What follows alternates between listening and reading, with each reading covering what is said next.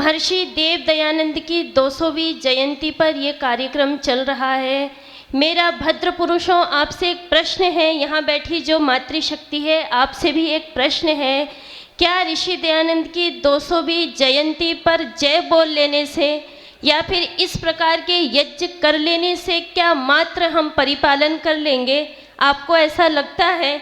नहीं, हमें ऋषिदेव दयानंद के असंख्य उपकारों को स्मरण करना चाहिए और सबसे पहले उस वाक्य को स्मरण करना चाहिए जब वो आर्य समाज के नियमों को लिखते हुए छठे नियम पर आते हैं और कहते हैं कि इस समाज का मुख्य उद्देश्य क्या है? शारीरिक, आत्मिक और सामाजिक उन्नति।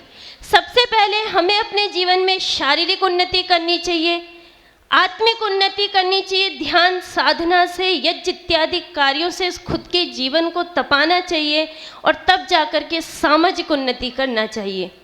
बहुत सारे लोग जो यहाँ बैठे हैं और जो मातृशक्ति यहाँ उपस्थित है, कहीं ना कहीं लोग हम पर ये प्रश्न लगाते हैं, ये प्रश्न चिन्ह खड़ा करते हैं, आप बड़ा क्या करते हैं? जिस प्रकार से राम राम धन धन सत वाले अपने गुरु जी का नाम लेते हैं, जिस प्रकार से राम रहीम वाले अपने गुरु का नाम लेते हैं, जिस प्रकार से ब्रह्मा कुमारी वाले अपने गुरु का नाम लेते हैं, आप ऐसा क्या करते हैं? आप भी तो ऋषि दयानंद की जय बोलते हैं। पहले तो आपको ये समझना चाहिए कि ऋषि दयानंद वो अद्भुत व्यक्ति थे, वो वैज्ञानिक थे जिन्होंने समाज का ऐसी कोई बुराई नहीं थी, ऐसी कोई समस्या नहीं थी जिस पर अपनी वाणी और पाणी दोनों का प्रयोग न किया हो। ऋषिदेव दयानंद से ओजस्वी वक्ता कोई नहीं था, ऋषिदेव दयानंद जी जैसा निर्भीक कोई नहीं था। और महानुभावों, एक बात से आपको स्पष्ट हो जाएगा कि किसी के जीवन चरित्र को 1, 2, 3, 4, 10 लेखकों ने लिखा हो, लेकिन महर्षि देव दयानंद के जीवन चरित्र को 20, 30, 40 नहीं अपितु 70 लेखकों ने उनका जीवन चरित्र लिखा जो ऋषि देव दयानंद से परिचित थे। ऋषि दयानंद सरस्वती जी अपने जीवन में कभी विदेश नहीं गए, लेकिन वहाँ के लोग तक ऋषि दयानंद सरस्वती जी के प्रति समर्पित होते थे। आपके यहाँ एक बहुत बड़ी संस्था काम करती है जिसका नाम है रामकृष्ण मिशन। रामकृष्ण मिशन के जो महात्मा हैं, जब उनका जीवन चरित्र परम कृष्ण जी का लिखने के लिए एक व्यक्ति फ्रांस से संत रोला रोमा को बुलाया गया, उन्हें कहा गया आप हमारे महात्मा का जीवन चरित्र लिखिए। तो देखिए, अपने देश चले जाते हैं, खर्चा रामकृष्ण मिशन संस्था उठा रही है, चरित्र चित्रण रामकृष्ण मिशन की संस्था का कर रहे हैं, लेकिन 2, 4, 10 नहीं, सबसे पहले 45 पृष्ठ ऋषिदेव दयानंद को समर्पित करते हैं और तब जाकर के आगे ऋषिदेव दयानंद का चरित्र लिखते हैं। अरे महर्षि देव दयानंद ने कहाँ किन कार्य को नहीं किया? आप देखेंगे, अगर सत्यार्थ प्रकाश को पीछे से उठाएंगे तो जो चिंता उनके हृदय में उस समय थी, वो चिंता हमारे हृदय में आज है। आज हम इतने छोटे हो गए हैं, हमने इतने देश, बहुत सारे लोग ये कहते हैं कि भीड़ राय को तय करती है। जिनके 56 देश हैं वो जो कहते हैं वो सही है और आप नहीं मानेंगे, तो उनका तो एक ही फंडा है कि सर तन से जुदा, सर तन से जुदा। लेकिन ऐसा क्यों है?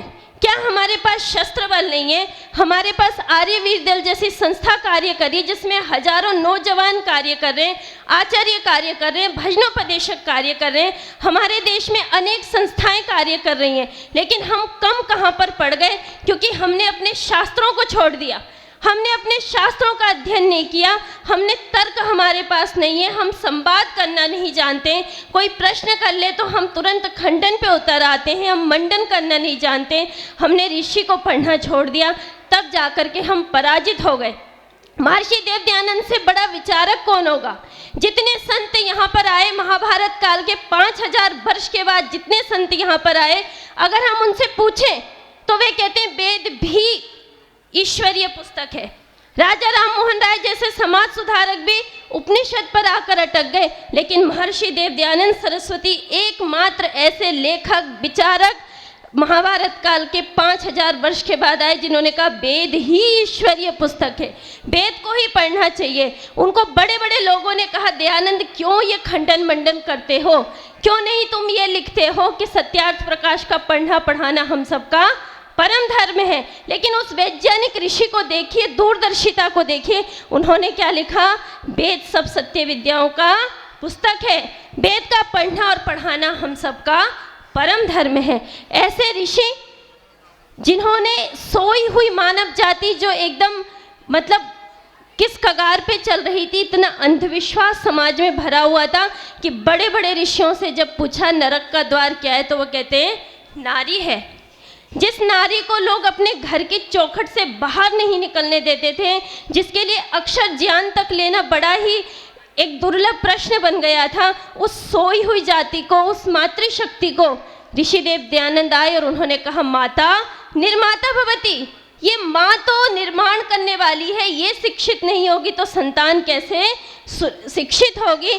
जिस प्रकार किसी भवन का नींव मजबूत नहीं हो तो भवन हिल जाता है, उसी प्रकार ये तो गृहस्थ जीवन का आधार है, ये तो गृहस्थ जीवन की नींव है। अगर ये शिक्षित नहीं होगी, अगर ये नहीं पढ़ेगी, अगर ये वेद के सुंदर संदेशों को नहीं जानेगी, ये मंत्रों का गायन नहीं करेगी, तो कैसे देश में हमारे जो आने वाली पीढ़ी है उनको कैसे संस्कार प्राप्त होंगे, वो कैसे जानेगी कि सही शिक्षा क्या है। और देखिए वो स्त्री ही ब्रह्मा बभूवि था। आज अगर हमारे देश के राष्ट्र के सबसे बड़े पद पर अगर कोई महिला राष्ट्रपति है, अगर हम लोग यज्ञ की ब्रह्मा बनते हैं, यज्ञ करते हैं, अगर गुरुकुलों में हमारी आचार्याएं महिला के रूप में विद्याध्ययन बालिकाओं को करा रही हैं, तो इसका श्रेय मात्र ऋषिदेव दयानंद सरस्वती को जाता है, जिन्होंने इस प्रश्न को समझा और सोई हुई मानव जाति को जगाया। लोग कहते हैं भाषा के बारे में, ऋषिदेव दयानंद सरस्वती जी ने आर से पार, दक्षिण से उत्तर और पूर्व से पश्चिम देखा और वो इस बात को समझे कि इनको आपस में समझने के लिए कोई भाषा ही नहीं है, कोई कम्युनिकेशन का इनके पास संबंध ही नहीं है। उन्होंने हिंदी को क्या है राष्ट्रभाषा का दर्जा दिया। उन्होंने हिंदी भाषा को माथे की बिंदी बना करके सबके सामने प्रस्तुत किया और ये देखिए अपने सारे ग्रंथों को उन्होंने हिंदी भाषा में लिखा, उनका अनुवाद कराया। और यहाँ तक महर्षि देव दयानंद सरस्वती जी कहते थे कि मेरी आंखें तो उस दिन के लिए तरस रही हैं जब संपूर्ण भारतवर्ष क्या है एक ही भाषा में बात करेगा। और महर्षि दयानंद जी ने ये भाषा के लिए जो कार्य किया, इसका सबसे बड़ा उदाहरण जाता है जब अटल बिहारी वाजपेयी जी संयुक्त राष्ट्र संघ के मंच पे वैश्विक स्तर से हिंदी भाषा में जब बातें करते हैं, हिंदी भाषा में जब अपना भाषण प्रस्तुत करते हैं, तो पूरे विश्व को और पूरी दुनिया को एक संदेश जाता है कि हमारी राष्ट्रभाषा क्या है, हिंदी भाषा है। कितने उपकारों को ऋषि दयानंद के गिने, हम उनके कितने उपकारों को समझें। अगर महर्षि देव दयानंद जी का जीवन चरित्र देखें, आज हम छोटे छोटे पदों के लिए, आज हम छोटे छोटे लालच में आकर के अपने जीवन को इधर से उधर कर देते हैं। कोई गेहूं आटे के चक्कर में आकर के ईसाई बन जाता है, कोई थोड़े पैसों के चक्कर में हमारे बच्चे अच्छे स्कूलों में पढ़ लेंगे, विदेशों में चले जाएंगे, अपना धर्म परिवर्तन कर लेते हैं। लेकिन उस ऋषि देव दयानंद जी को जब राजस्थान में ये कहा गया कि आप क्यों ये खंडन मंडन करते हो, आप इस महंत के पुजारी मतलब इस महंत की गद्दी को ले लीजिए, मैं आपको ये महंत की गद्दी को दूंगा। तो देव दयानंद जी कहते हैं मैं संसार को बंधन में डालने नहीं आया हूँ, मैं तो संसार को बंधन से छुटाने आया हूँ।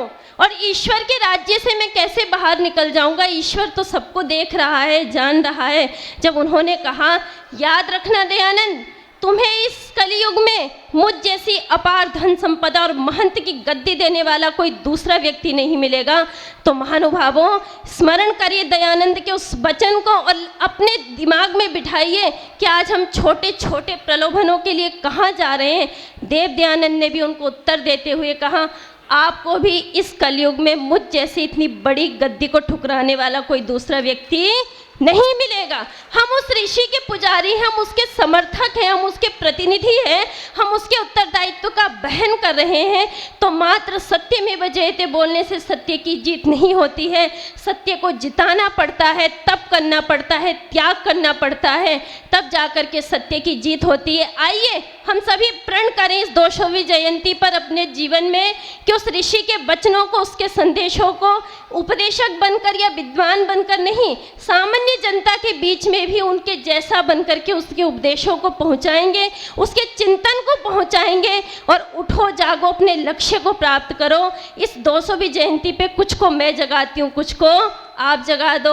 ओम धन्यवाद। क्षमा। 100 से अधिक देशों में देखा जाने वाला सर्वाधिक लोकप्रिय और सबसे अधिक फॉलोअर्स के साथ पूरी दुनिया में आर्य समाज के विचारों का प्रचार करने वाला एकमात्र चैनल वैदिक प्रचार।